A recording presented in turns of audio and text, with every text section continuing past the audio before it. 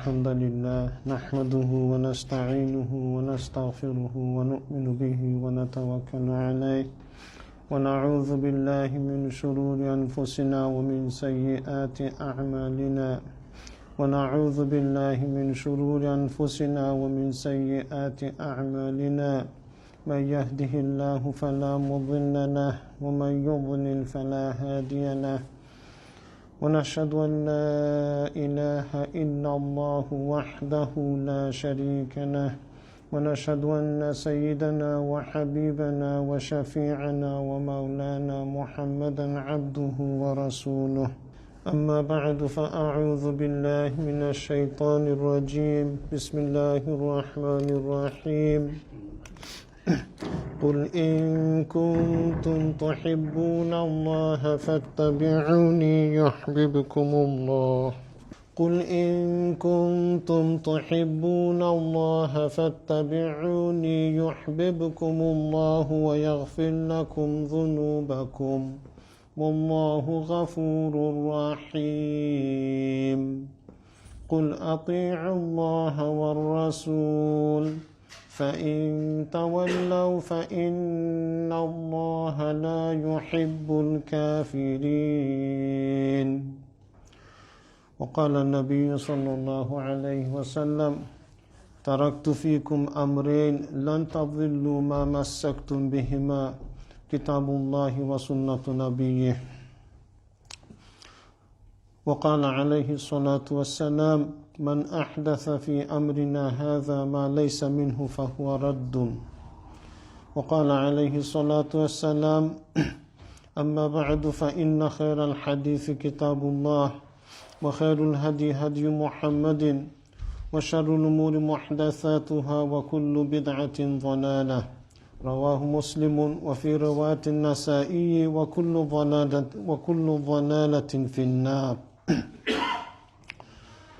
وقال عليه الصلاة والسلام ما أحدث قوم بدعة إلا رفع مثلها من السنة فتمسك بسنة خير من إحداث بدعة وعن حسان قال ما ابتدع قوم بدعة في دينهم إلا نزع الله من سنتهم مثلها ثم لا يعيدها إليهم إلى يوم القيامة رواه الدارمي.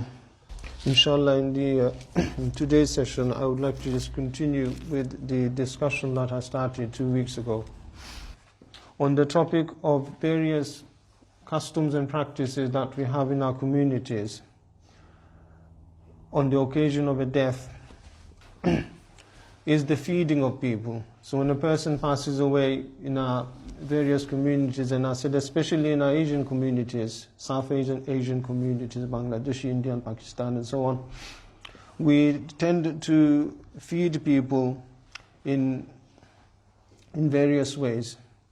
And the feeding starts right from almost from the day the person passes away. People start gathering in the house, obviously, to convey their condolences and to support the family. And when people gather and congregate in the house of the deceased, then the family of the deceased feel under pressure to feed these people, to provide their breakfast if they're staying overnight, provide their meals and so on. That's one feeding, and then another feeding comes on the day of the janazah, the funeral. The family of the deceased again have to accommodate for all the people, and generally often in our janais, we have hundreds of people attending, hundreds of family and relatives and friends and people who know us, they attend. And often the family feel under pressure to feed these people. And then the next feeding usually happens when after the janazah, those who stay behind with the family also need feeding. So again, the pressure is on the family of the deceased, the bereaved family, who are now in a state of mourning and often in a state of shock, to feed all these people. And then the next feeding that comes is after the janazah, in the next salat or any prayer of that day, the family of the deceased, often in our cultures, in our communities, bring boxes full of fruits to the masjid. And they have assortments of fruits that are left in the masjid by the masjid door. And those who come to the masjid to pray, on the way out, they pick up a bag of fruits. And then the next feeding that comes is then if date is fixed. Often in our communities, Bangladeshi, Indian, Pakistani communities, we have this 40-day feeding. So after 40 days of the passing away of our loved one, there's a big, in my language it's called shinni, and maybe in Pakistani languages it's called langar and so on. So other communities may have different names for it. So there's a belief that on the 40th day of the death of our loved one, we need to feed people. There needs to be a big feast or feeding of people, shinni and so on. The next feeding comes on the 4 month. After 4 months of the death of our loved one, there's another feeding that happens. The next feeding that happens is on the anniversary, death anniversary, a year after the passing away of our loved one, there's again another feeding, another shinni, langar and so on. Now, this all to us would seem, to the general public would seem that this is a good deed. And indeed the Prophet ﷺ said when the Sahabi asked him, as reported by Imam al-Bukhari in his Sahih, the Prophet ﷺ said when the Sahabi asked the Prophet ﷺ as to what is the best deed, the best righteous deed, nek amal salih, the Prophet ﷺ said, it'amu ta'am, feeding people, so feeding food. It'amu ta'am means feeding food, feeding. So if you feed anyone, then in Islam that is considered to be one of the best good deeds that you can do, by feeding the servants of Allah subhanahu wa ta'ala, or even the creation of Allah subhanahu wa ta'ala. And the best feeding that you can do is the feeding of a Muslim. وَلَا يَأْكُلْ طَعَامَكَ إِلَّا تَقِي. The Prophet sallallahu alaihi wasallam said to the Sahabi when he wanted some nasiha from the Prophet sallallahu alaihi wasallam, the Prophet sallallahu alaihi wasallam, as part of the nasiha, the advice that he gave to the Sahabi, he said, وَلَا يَأْكُلْ طَعَامَكَ, and your food should not be eaten إِلَّا تَقِيٌّ, except by a taqi, a person of taqwa, a person who has the fear of Allah subhanahu wa ta'ala and is connected to Allah subhanahu wa ta'ala. That your food should be eaten by such a person. In other words, if you feed such a person, a righteous person, a nek Muslim, a salih Muslim, then you will get more reward, a lot more reward than feeding a non-salih, non-nek Muslim, like a sinner, like me. So we see from the hadith of the Prophet ﷺ that feeding of food is one of the most righteous deeds. However, with everything in the deen, in Sharia, you have to look at how the Prophet ﷺ did it. Now, if I give you an analogy, now to prostrate to Allah subhanahu wa ta'ala is good or bad? You answer me. To prostrate, to do sujood to Allah ta'ala is good or bad? It's good, isn't it?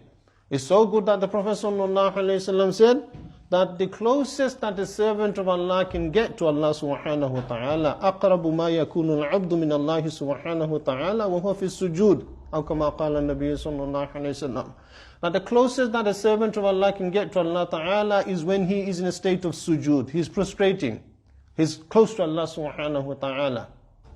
So we know that sujood is one of the best deeds, to do sajda to Allah subhanahu wa ta'ala. But if we do sajda as we please, like we see people, he strikes a goal and then he falls down in sujood, his aura is all, he may not even be pak, he may not be even in a state of ritual, religious cleanliness, purity. He's wearing shorts. He isn't even facing the Qibla. He doesn't know, hasn't a clue where the Qibla is. And in this football stadium, he just struck a goal and then he falls down in sujood. For lahu and la'ib, something that Allah subhanahu wa ta'ala will not be very pleased about. A football match is not something that will please Allah subhanahu wa ta'ala. I don't know what you think, but I don't think, with the little knowledge I have of the Quran and Sunnah, I don't think Allah will be pleased that my servant has struck a goal. That's when Allah was a hat trick. No. So you have to do sujood the way Allah subhanahu wa ta'ala, the context, the way, the manner, the time, the place in which Allah subhanahu wa ta'ala will be pleased by you doing that sujood, that prostration. We do sujood in our salah. In every rak'at of our salah, we do a couple of sujood. 2 sajdas, 1 ruku' and 2 sajda sujood equals 1 rak'at, isn't it? Now, if we know that sujood is really good, that this is the best form of ibadah to do, to prostrate to Allah subhanahu wa ta'ala, so I decide that in my salat, instead of doing 2 sujood, in every rakat, I'm going to do 3 sujood. Now, would my salat be valid? You tell me. If I did 3 sujood, 3 prostrations in every single rakat of my salat, would my salat be valid? No. Why? Because I've done something wrong. This is not the mashru'. This is not the legislated way of the deen of Islam. This is not the teaching of the Messenger of Allah sallallahu alaihi wasallam. You're doing something over and above, beyond what the Prophet sallallahu alaihi wasallam taught us. That's why it is not valid. So same, likewise, feeding of food is one of the best forms of ibadat. But the feeding has got to happen the way the Prophet sallallahu alaihi wasallam has prescribed it. When the feeding must not happen, we should not be feeding. And I said to you in the last session that I spoke about on this issue, on the occasion of death, the feeding, there is feeding, but the feeding has got to happen by the other people. In other words, the bereaved family, the family who have lost a loved one, the family who have lost a loved one are to be fed. Because the Prophet ﷺ in the hadith that I mentioned to you of the Sunnah of Imam Abu Dawud and At-Tirmidhi said, Isna'u li ali Ja'far ta'aman. Prepare for the family of Ja'far food. Prepare food for the family of Ja'far, فَإِنَّهُ قَدْ أَتَاهُمْ أَمْرٌ قَدْ شَغَلَهُمْ. For indeed, something has happened to them, something has befallen them, which has now preoccupied them. In other words, Ja'far, the cousin of the Prophet ﷺ, has passed away. He's been slain in the path of Allah subhanahu wa ta'ala, shaheed fi sabilillah. He's left behind small children, he's left behind his wife. They're not in a state to be thinking about feeding themselves. They are mourning. They are mourning the loss of their father, the loss of her husband. So, the Prophet ﷺ said to the Muslims, prepare food for the family of Ja'far, because they're not in a state to be preparing food for themselves, let alone doing shinni for all these other people, all these other greedy bellies that are descending upon their family to feed them. And this is what the ulama say, that is mustahab. It is mustahab, desirable, commendable for the Muslims, the general Muslims, and in particular those Muslims who are close to the bereaved family. In other words, the extended family members, neighbors, Muslims of the community, friends, they should be looking after the family of the bereaved. They should not be coming and becoming a burden on them. Of course, they should be coming there in order to console them, comfort them, be with them, which is part of the sunnah, but in so doing, they should not become a burden themselves on that family. It's like the way when someone falls ill, Iyadatul Marid, visiting a sick person, is from the sunnah of the Prophet ﷺ, and it is one of the huquq, one of the rights of a Muslim upon another Muslim, that when I fall ill, you come and visit me. But your visiting should happen according to the sunnah. Your visiting should not be such that it becomes a burden on me, the sick person. It should not. Your visiting should not be one that amplifies and increases my pain, my suffering. So often what we do is when someone is sick, and this happens a lot, we don't realize that we're doing this, that we're becoming a burden, a source of pain and taklif and inconvenience for the sick person. When you visit the sick person, you have very many etiquettes, manners, things that you need to note, you need to be careful about. Is it a good time to visit this sick person? Will this sick person welcome my visit? Because often some people could be sick and they don't want to see people. The sickness and the condition could be such that they just want privacy. Now someone's in the sick bed, someone is in the hospital, they're in a state in which they do not want to be seen in that state. And then the whole community is descending upon them, and we know in our hospitals, the hospital ward staff are always complaining. When someone in the Asian community, Muslim community is in the hospital, then they have a battle full time, nurses and the ward staff, to keep people out, because everyone's coming to see this sick person, which is a good thing. But we need to make sure that we're not becoming a burden on the sick person, nor a burden on the hospital or the clinic or the place that the facility they've been kept at. And then when we visit that sick person, after having checked and ticked all those boxes, and then it is okay for me to visit the sick person, I should make sure that I don't stay there for too long. And I don't interfere in his privacy. His family members, his wife, his daughter may want to be by his bedside. And I'm sitting there, checking all my WhatsApp messages and chatting, and I don't realize that I'm becoming a burden and giving taklif and inconvenience and paining this sick person. And that's why our Ustad, Hazrat Mufti Muhammad Rafi Usmani Sahib, Hafizahullah Ta'ala, the Chief Mufti of Pakistan, he used to say regarding on this issue very often, he said this many times, he says this story, a joke. A person was sick, another person came to visit him.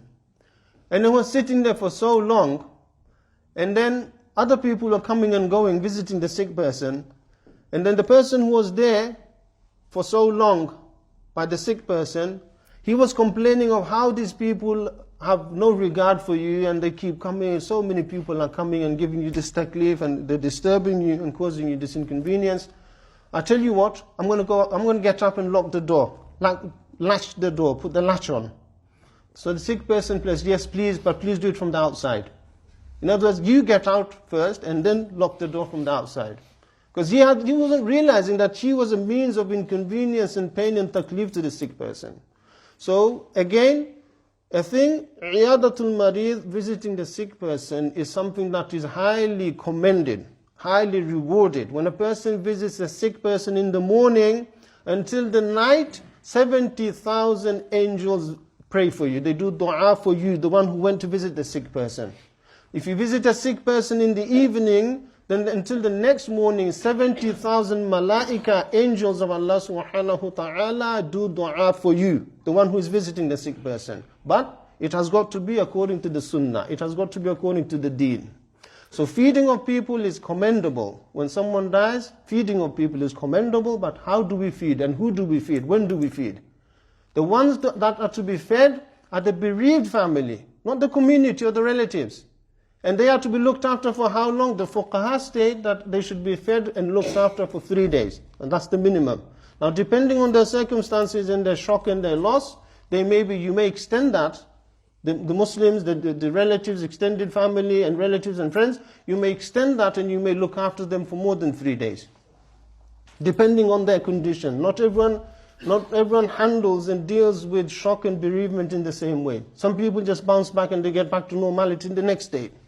Other people, they have mental health issues after they've lost their husband or they've lost their father or their brother or their sister.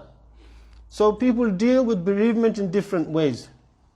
So you can look after them for as long as you like, but we should not be a burden on them. Now some of the fuqaha and the ulama of the past, for example, one of our great ulama who passed away not very long ago, towards the end of 2001, if I recall correctly, Hazrat Mufti Rashid Ahmad Ludianvi, rahimahullah ta'ala, of Karachi. And he wrote a very large book in about 11 volumes called Ahsanul Fatawa. So it's a book of fatwa, religious edicts, rulings.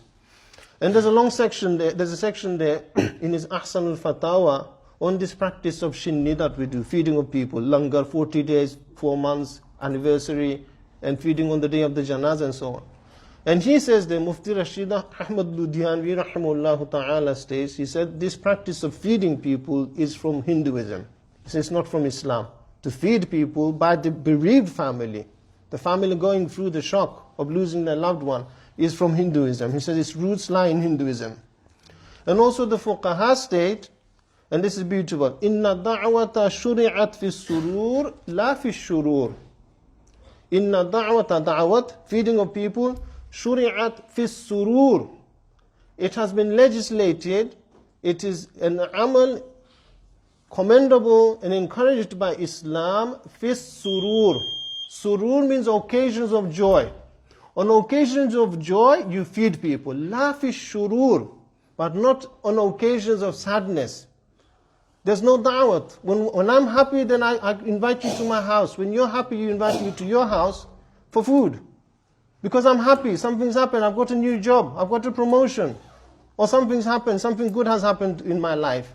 So I'm happy, I'm joyful, That's why I invite you, my relatives or my friends, to my house for a da'wat, for a meal, for a feast. But lafish shurur, but not in shurur. And shurur means the opposite of surur. In other words, sadness. On occasions of sadness, I don't invite you to my house for a meal. And that's what Islam also prescribes, that on occasions of surur, occasions of joy and happiness, there's feeding, there's eating, and being happy, not in shurur. The other problem with this is that these practices, customs and practices of feeding are seen by people to be lazim, to be a core component, a necessary part of the whole process of bereavement. And when my father's passed away, then I feel obliged and under pressure to feed all of you. And all of you have now come to visit me, to convey your condolences and be there to support me and comfort me. You also have that expectation to be fed by me. So there's big days of biryani and pulao being cooked so that all these people are fed. So this is seen to be as something lazim. And then also there's an expectation within the community that on the occasion of 40 days or 4 months or a year, there's going to be a big shinni. There's going to be big feeding. 5, 6, 7 cows are going to be slaughtered back in Bangladesh or Pakistan so that the entire village will be fed. So again, this is another bid'ah. This is a bid'ah, there's no doubt about it. It's a bid'ah, it is an innovation that is condemned in the deen. So, another issue involved in such feeding sometimes is that, and this is a big problem in our communities, in many of our families, when a person passes away, then the irth, the mirath, inheritance is not distributed to those whom the Quran, and the Quran goes into, the inheritance part, discussion in the Quran is one of the longest passages in the Quran. Allah subhanahu wa ta'ala breakdowns who inherits what percentage or portion from the estate of the deceased, the wealth that the deceased person leaves behind. So sometimes, not sometimes, often the inheritance, the state, the wealth that the person has left behind has not been distributed yet. And yet what they do, the family, they utilize the money, the wealth of the deceased person in order to do this feeding. Another problem with all of this is riya. Riya, which means to ostentation, to show off. That we feel that when we're doing it, first of all, we're doing it in order to please the people. Secondly, when we're doing it, we have this thought in our mind that I need to do it big, so that people say, and this happens in my community, when we do it in Bangladesh, if my dad's passed away, I'm not going to do shinni with just one cow. I'm going to try and do shinni with, say, 10 cows, slaughter 10 animals and make it really big so that the entire region, not just the village, but the entire region talks about it. It's the talk of the whole region, it's the talk of the town, that they slaughtered 10 cows for his father and they did this big shinni. So again, riya, ostentation, doing things for show, to show people. And the Prophet ﷺ, the hadith called this ashirkul khafi. This is ashirkul khafi, the discreet form of shirk. It's a secret form of associating partners with Allah subhanahu wa ta'ala. On the Day of Judgment, the Prophet ﷺ said, whoever did a good deed in order to please another person or show off to another person, he said that it will be announced on the Day of Judgment that you should go and seek your reward from that person and not from Allah subhanahu wa ta'ala. I shall stop there, inshallah. I shall continue with this topic in the next Jumu'ah. Wa sallallahu ala sayyidina wa habibina wa shafi'ina wa mawlana Muhammad wa ala alihi wa ashabihi wa sallam. Subhanaka Allahumma wa bihamdika ashhadu an la ilaha illa anta astaghfiruka wa atubu ilaik. Ya Allah.